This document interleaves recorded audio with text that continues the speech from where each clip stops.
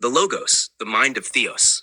The Emphatic Diaglott preserves the term logos in the opening verses of John's Gospel, where many translations substitute word. It reads, "In the beginning was the Logos, and the Logos was with God, and the Logos was God. This was in the beginning with God. Through it everything was done, and without it not even one thing was done, which has been done. In it was life, and the life was the light of men. And the Logos became flesh and dwelt among us, and we beheld his glory, a glory as of an only begotten from a Father, full of favor and truth." John 1:1-4:14. This rendering underscores the Logos as more than mere speech or reason. While human creeds have often reduced God to an abstract, immaterial essence without body, parts, or passions, John's Gospel reveals the Logos as intrinsically tied to Theos, a union of corporeal intelligence and expression. The phrase, "the Logos was with Theos, and Theos was the Logos," demonstrates their indivisibility. Just as there was no moment when Theos existed without the Logos, there was no Logos without Theos. This relationship is poetically illuminated in Proverbs. "Yahweh produced me at the beginning of his way, before his works of old. I was set up from eternity, from the beginning, before the earth existed." Proverbs 8:22-31. Here, wisdom, identified with the Logos, is portrayed as emanating from Yahweh, assisting in creation, yet never independent from its source. Through Logos, the heavens and the earth were formed. By the word of Yahweh were the heavens made, and all their host by the spirit of his mouth. Psalm 33:6. Theos as the substance of the Logos. The Logos is not an abstract concept. It is the expression of divine intelligence and will, entirely dependent upon the corporeal substance of Theos. This relationship mirrors that between a brain and its capacity to produce thought and speech.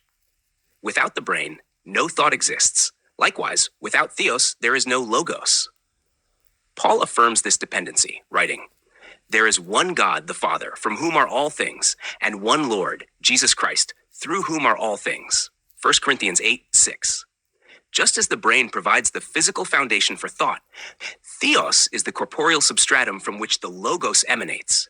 This concept aligns with the Greek term hypostasis, which signifies the underlying substance or reality.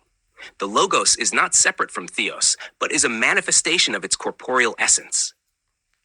Emanation and hypostasis. In this framework, Theos is the eternal, substantial essence, the fountain and origin from which the Logos proceeds. The Logos is the hypostatic expression of divine thought and action, analogous to how thought and reason emerge from the human brain. To describe Theos as a spirit, John 4:24, does not mean he is formless or abstract. Rather, spirit refers to the divine essence, a corporeal yet incorruptible substance. The Logos, as an emanation of this spirit, carries out the creative and sustaining acts of God. He sends forth his spirit. They are created. Psalm 104:30. Job echoes this principle, stating, "The Spirit of God, the Ruach of El, made me, and the breath of the Almighty gave me life." Job 33:4. The Ruach of Theos, like the Logos, is an active, creative force emanating from the corporeal substance of Theos. The corporeal nature of Theos. Contrary to Platonic notions of a disembodied deity, Theos is corporeal, substantial, and real. This is evident in Paul's description of the divine essence as a glowing and torrid center, unapproachable by mortal beings. 1 Timothy 6:16. The Logos is the manifestation of this corporeal intelligence, the expression of divine will in creation and redemption. In this understanding, the Logos does not exist independently of Theos. Just as thought cannot exist without the brain, the Logos cannot exist without the corporeal substance of Theos. This principle emphasizes the intimate relationship between the two. Theos is the corporeal foundation, the hypostasis, from which the Logos emerges.